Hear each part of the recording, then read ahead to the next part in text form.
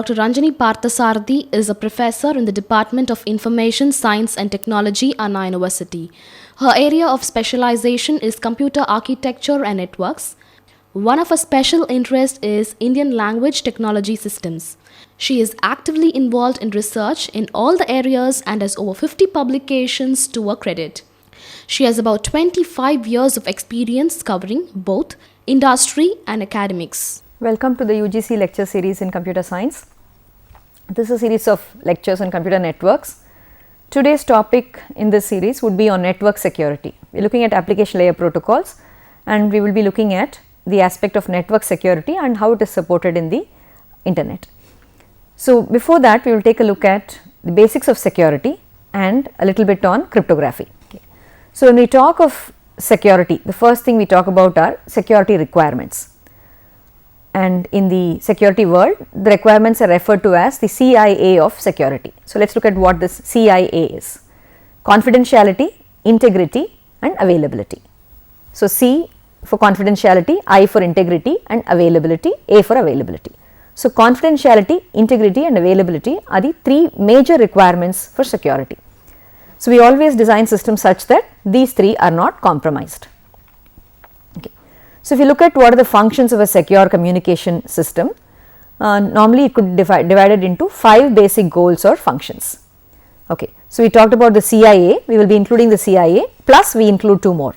So, let us look at what we mean by each of these. So, privacy or confidentiality, that is others cannot view the communication. Second is authentication. Authentication is verifying the identity of the sender and receiver. Third is data integrity. That is, you guarantee that the message is not modified after it was sent. Fourth is non-repudiation, that is, the sender can be held responsible for what he sends. The sender cannot deny that he sent something, so he has to be held responsible for what he sends, that is non-repudiation. And the fifth is availability and access control, which is that resources are available to those who have permission to use them. So, a malicious user or accidental error cannot make a resource unavailable. Okay. Normally, this is referred to as a denial of service attack. If somebody, a malicious user does an attack such that he denies the resources, the availability of resources, then it is referred to as a denial of service attack. Okay. So, these are 5 functions typically of any secure communication system. Okay. When you try to compromise these requirements, we end up with, how is it that we compromise these requirements? By means of attacks. So, different malicious users may come up with different attacks. So, when you look at these attacks, some are passive attacks and some are active attacks. So, let us look at what we mean by these two, passive attacks versus active attacks. A passive attack is something where the user really does not change the contents or anything, he just passively looks at the data and gets some information from it. For instance, eavesdropping on transmission, that is, you are sending data, somebody is just listening to all the data that is transmitted and gets hold of the information. Now, you may not even know that somebody has been eavesdropping, right. So, that is referred to as a passive attack. So, in fact, passive attacks are, we say, are very difficult to detect. So, to obtain information by not any changing, just getting the information. Release of message contents, that is another type of passive attack, that is, outsider learns the content of transmission and he sends it. Now, another type of passive attack is a traffic analysis attack, that is, a person just looks at the traffic. Now, for instance, in order to make sure that you want to guard against a passive attack wherein somebody is just overhearing your transmission, you may encrypt the traffic and send it. So, if you encrypt the traffic, then obviously even though he can hear your data, he cannot make sense out of it, but he could still do one thing, he could do what is called as traffic analysis. So, in traffic analysis, what he would do is he would look at the type of traffic that is being sent, analyze the characteristics of the traffic, and from that he could derive some information. So, that is another type of passive attack. So, he could monitor, for instance, frequency and length of messages even if it is encrypted, and he could guess the nature of the communication. So, nature of communication may be guessed by monitoring frequency and length of messages. And this is difficult to detect. Typically, most of the passive attacks are difficult to detect. However, they can be prevented. So, we need to look at mechanisms that are used for preventing these attacks. So, coming to active attacks, now here there is something that is actively being done by the attacker. So, what are the different types of active attacks? So, we talk of an attack called the masquerading attack, that is one entity pretends to be a different entity. So, a user pretends to be somebody else, or rather a malicious user pretends to be an actual user and tries to access the system. So, that is called as a masquerading attack. Replay attack. Now, replay is where a person could get your data and then replay the same data after some time as if he were the actual user, right. So, that is a replay attack. The third is modification of messages, that is you are sending some message and then the user just modifies the message and he sends it. So, it is a modification of message attack. Another active attack is a denial of service attack, right. Denial of service is where a user totally uses up all the services and denies service to the actual user. There is a malicious user, an attacker is denying services to an actual user. Active attacks generally are easier to detect than the passive attacks, and the detection may lead to some deterrent, may act as a deterrent, but they are hard to prevent.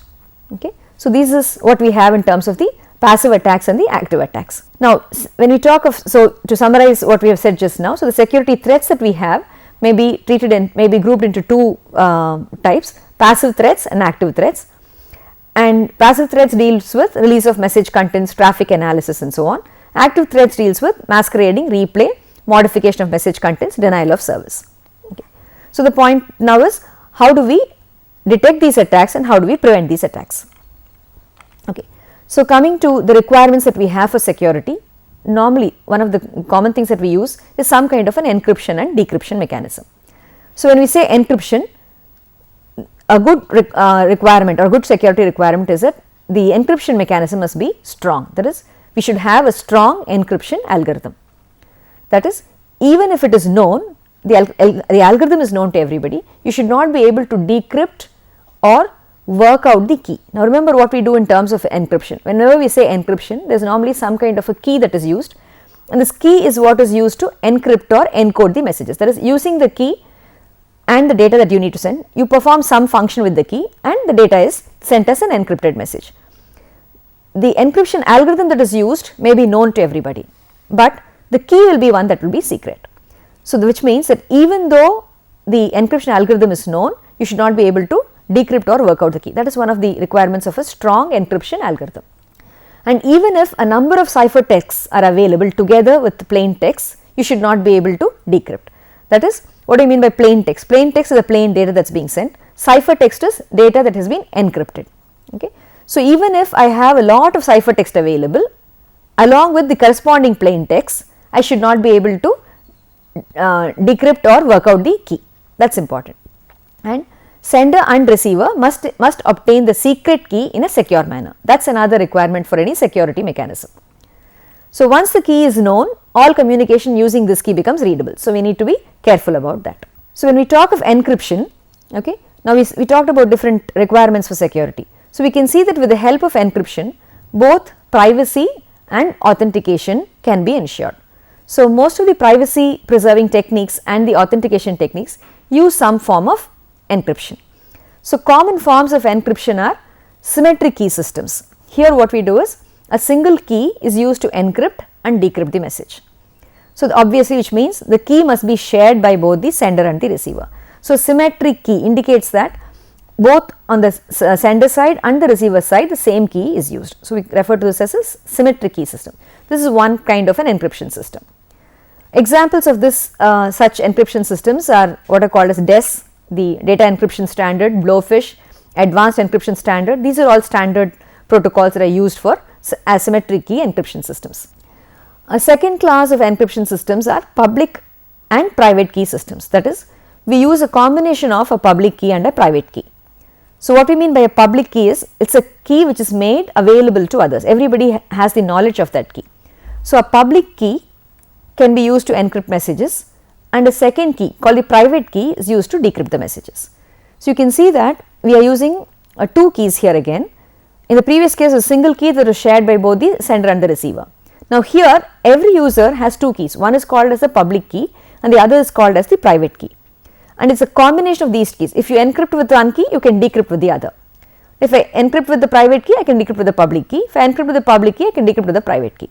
So, as long as my private key is secure, and only my public key is made available to others, then you can ensure a good form of encryption using this.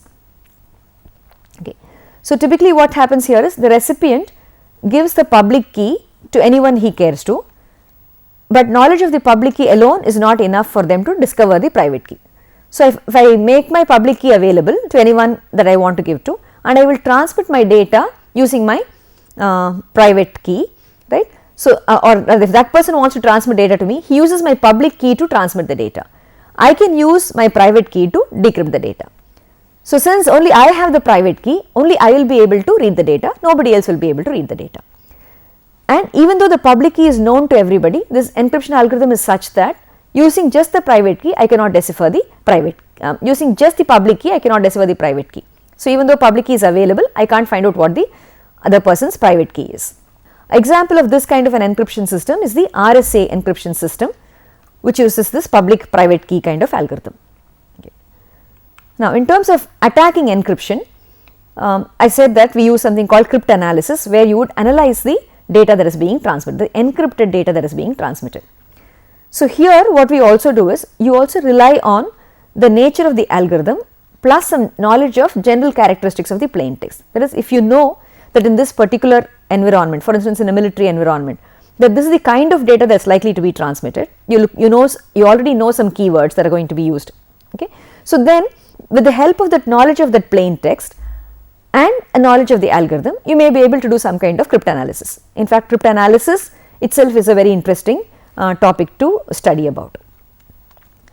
So, what you try to do therefore is you try to deduce the plain text or the key in attack whenever you are trying to do cryptanalysis. I may be just interested in knowing the plain text, I may not be interested in getting the key, or I may be interested in getting the key. Both are possible in cryptanalysis. And you could also have a brute force attack of encryption. So, what is brute force attack? That is, you just try every possible key until the plain text is achieved. Okay. We know that some key is being used, and we know that say a key is some 16-bit word. So, you try all possible 16-bit combinations, and you know that one of them will definitely give you the result. Okay. This is referred to as a brute force attack. So, we need to make sure that your algorithm is such that it is resistant or reasonably resistant to both a cryptanalysis attack and a brute force attack. Okay. So, if you look at security measures that are provided in the network, you can see that using this some kind of cryptography mechanism, security has been provided at various network layers. Okay. So, for instance, if you look at typically the different security mechanisms that are used, let us look at this. So, this is the rest of the world on this side. Okay. Now, normally we are protected by means of what is called as a firewall. So, this is again a security mechanism that is used. So, you have a firewall which protects your machines from the rest of the world. Okay. So, firewall is one kind of a security mechanism. Now, once you come inside your system, right, if you look at the protocols that are used, we have protocols like PGP, which is a pretty good privacy protocol, which is used at the application layer. We also have protocols called secure socket layer and transport layer security, which are security protocols which are incorporated into the transport layer. Then we also have IPsec, which is a security incorporation in the IP layer. So, we can see at the network layer, transport layer and at the application layer, there are security protocols that have been built and security mechanisms have been built in. And it is using this IPsec, the security protocol provided at the IP layer, that we have virtual private networks that are set up. So, VPNs are set up using this IPsec mechanism. Okay, that is one way of setting up a VPN. Okay. So, you can see that we have different protocols available which all include security in order to provide in order to guard against the security attacks against your systems. Now, all these, that is PGP, SSL, TSL, IPsec, these different things, they all rely on some kind of a cryptography based mechanism, and they help to provide message privacy. They use some kind of a hashing mechanism which is used to provide message integrity, message authentication, message non-repudiation, people authentication and so on, right. So, you can see that from this overall picture, this cryptography and hashing, once you understand this, then it becomes easy to understand how the different security protocols are built. So, that is what we will do. So, we will take a small break now, come back and continue with the rest of the discussion. Welcome back after the break. So, we said cryptography is critical to the entire network security mechanisms. So, let us look at cryptography in some amount of detail. So, what are the components that we normally have in a cryptographic system? In fact, most of these things you should already be quite familiar with these terms. We talk about a sender sending some data, which is called as plain text. That is encrypted by means of some encryption mechanism, and once we encrypt it, we refer to it as the ciphertext. Cipher indicating that it has been encoded, right. So, ciphertext. Now, the ciphertext is what is sent out on the network, right, and when it reaches the other machine, you have a decryption mechanism which takes the ciphertext, converts it to plain text and sends it to the receiver. Okay. So, the components, if we look at our encryption component, a decryption component, and these terms we should be comfortable with: plain text, ciphertext. Okay. Encryption and decryption. So, let us look at the details of these two. So, how is it that we do encryption? We use something called an encryption key and we have an encryption algorithm. So, plain text is given with this encryption key, works on the encryption algorithm, gives you your ciphertext. Decryption algorithm, similarly, you have a decryption key, ciphertext comes in, plain text is obtained by means of the decryption algorithm. Okay. Now, in cryptography, the encryption decryption algorithms are normally public, the keys are what may be secret. Okay. In fact, we can't even say the keys are always secret, because in a public key, private key kind of mechanism, one key is public, but the other key is private, and that is a secret key. Okay. So, if we look at this encryption key is what is normally kept as secret. This encryption algorithm and the decryption algorithm are normally made public. Okay. So, now we will take a look at, we said there are two types of cryptography schemes, right, symmetric key and public key and asymmetric key cryptography. We will first take a look at this symmetric key cryptography. So, in a symmetric key cryptography system, what we are talking about is that the key that is used is the same at both ends, right. So, for instance, I have a user Alice sending data to another user Bob. So, now he uses an encryption algorithm, this fellow will use a decryption algorithm to get the data, but the key that is used is common between these two. So, we refer to that as a shared secret key. Okay. So, how is this key actually made available to both of them? That is a different problem, that is called as a key distribution problem, how to securely make sure that you are distributing the key. But given that I have some mechanism by which I have distributed the key, a symmetric key cryptographic algorithm can be used. So, here the same key is used by the sender for encryption and the receiver for decryption. So, the key is shared, that is the key part here. Okay. So, and in symmetric cryptography, the same key is used in both directions, that is for both the users to communicate with one another. Okay. And often symmetric key cryptography is used for sending long messages, because when you have short messages, then it is not as efficient. So, it is normally used for long messages. Okay. Now, to give an example of some simple symmetric key cryptography algorithms, we will first take a look at what are called as toy ciphers. Okay. Now, Caesar cipher, this is a cipher, or this is an encryption algorithm which was originally conceived by Julius at the time of Julius Caesar. So, it is referred to as the Caesar cipher. Now, what you do here is, I have a plain text. The encryption algorithm here is a very simple algorithm. You just shift the characters down by the key value. Now, this key value here could be 3, for instance, right. So, in which case, when I am transmitting data, A becomes D, B becomes E, C becomes F, and so on, right. On the other side, what will be your algorithm? The algorithm is shift the characters up by key number of characters. So, the same key value 3 is known on both sides. So, this will be able to decrypt the data coming in which has D, E, F as A, B, C. So, you will shift the characters up by 3 characters. So, D becomes A, E becomes B, and so on. This is an example of a very simple encryption decryption mechanism. Then you have other substitution ciphers. Okay, this is an example of a substitution cipher. Now, what do you mean by substitution cipher? You are substituting one character for another character. So, another example for monoalphabetic substitution cipher is substitute top row character with bottom row character. So, here I am not using any particular number as 3 or 4 or whatever, but I have an arbitrary substitution that I will use. And decryption algorithm here will be that the bottom row has to be resubstituted with the character which is there in the top row, right. So, A will be replaced with K. So, this fellow knows that K has to be replaced with A. So, this is an example of a monoalphabetic substitution mechanism. You can see that they are simple mechanisms, and it is very easy for the user to crack, provided he has a lot of data. Okay. In monoalphabetic substitution, the relationship between a character in the plain text to the character in the cipher text is always a one-to-one mapping. We also have polyalphabetic substitution schemes where the mapping is not one-to-one but one-to-many, in which case then it becomes a little more difficult to crack these algorithms. Okay. Then we also talk of a term called block cipher. Now, in the previous case we talked about every character being converted into a different cipher text, right. Instead of handling it at a character level, we often deal with blocks of characters, then it is referred to as a block cipher. So, for instance, you have plain text which is a block of bits that is given to a cipher logic, which is the encryption algorithm, and that generates your cipher text. Same key is used for the cipher logic and the decipher logic.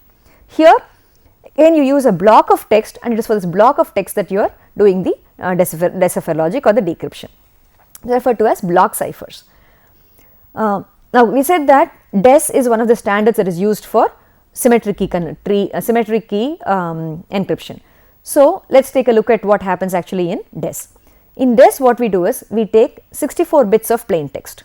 Okay, you are taking blocks of data, but we take 64-bit blocks at a time.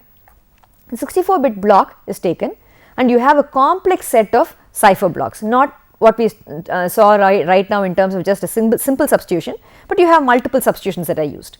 And we use a 56-bit key. This key again is not used as it is. Okay, this key again is changed quite a bit by means of what is called as a key processor. Right. If you look at what we are doing in all this key processor in the set of cipher blocks and so on, what we do is you will just keep shifting one bit position to another bit position, third position will go to the fifth position, sixth position will go to the ninth position and so on. But you will have a series of such shifts that take place, and that will give you your 64-bit cipher text. So, if you look at the general scheme of DES, this is what will happen. You will have a 64-bit plain text that will go through a box called the transposition box. Transposition essentially means you are moving the position of the characters. Then there are some 16 iterations that it goes through. You have this 56-bit key coming in. From this 56-bit key you generate, as I said, 48-bit keys.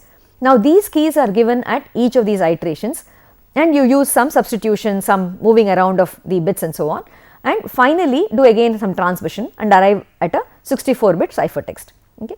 And this is used for encryption. For decryption you will use the reverse process. Okay. So, this is how the DES mechanism is built.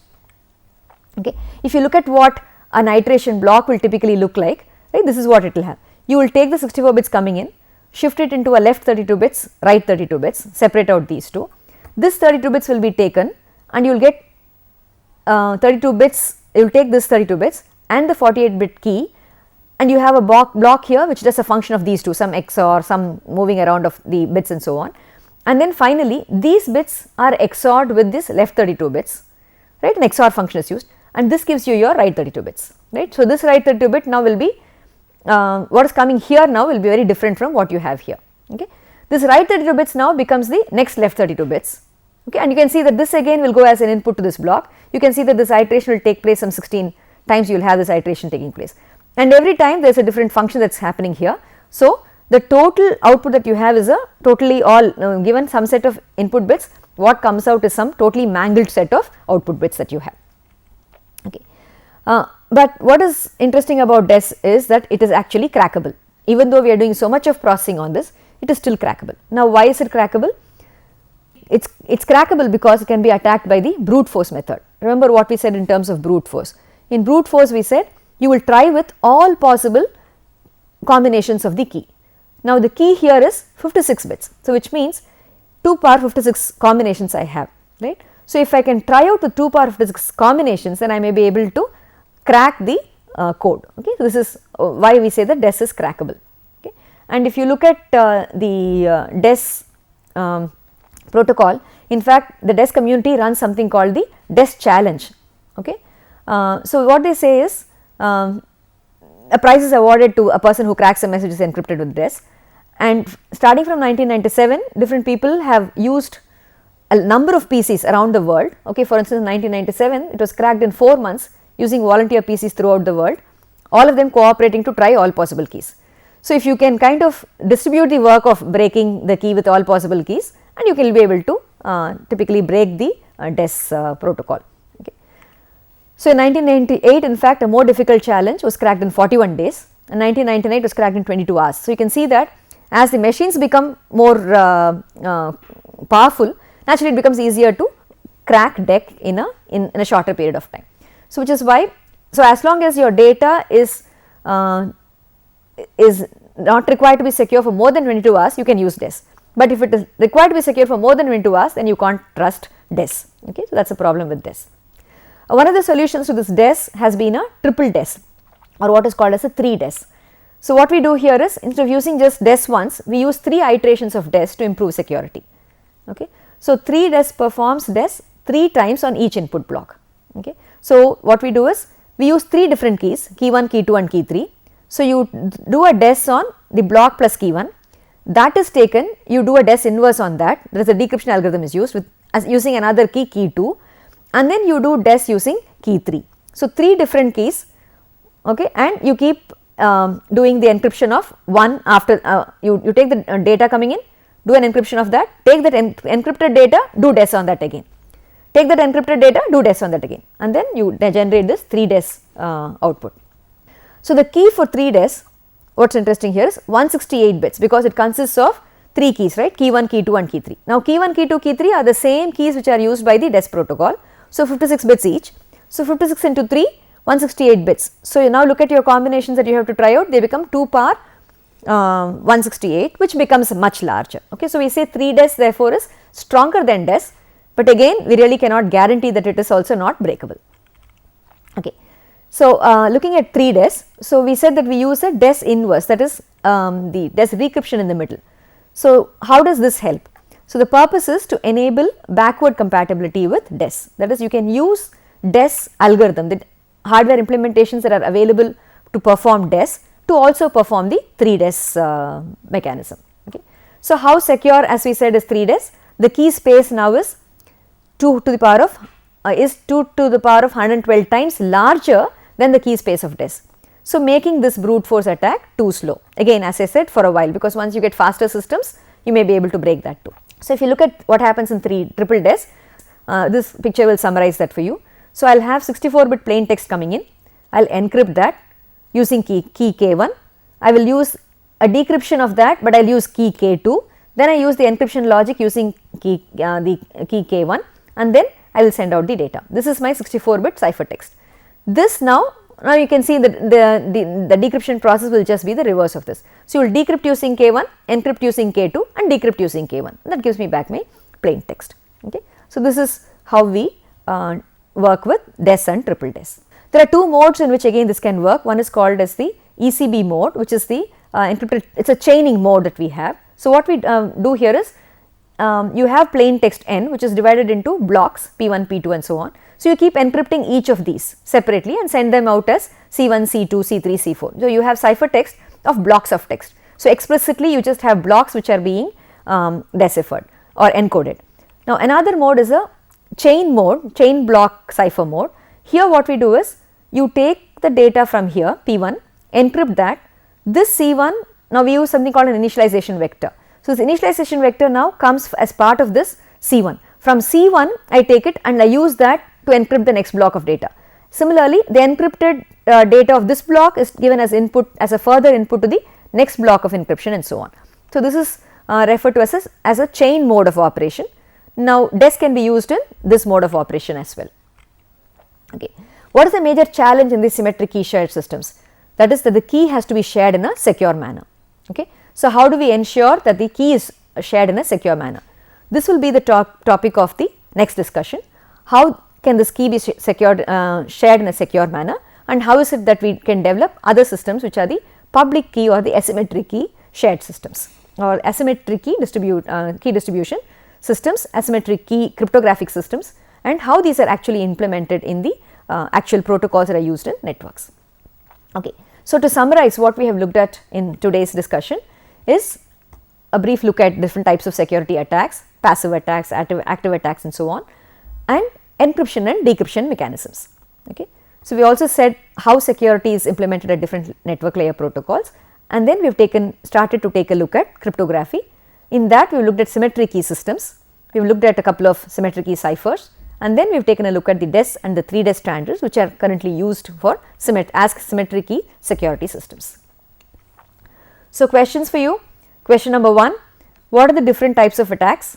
Question number 2, what is meant by CIA of security? Question number 3, name a few encryption mechanisms. Question number 4, what is meant by symmetric key cryptography? Question number 5, how big is the key in DES?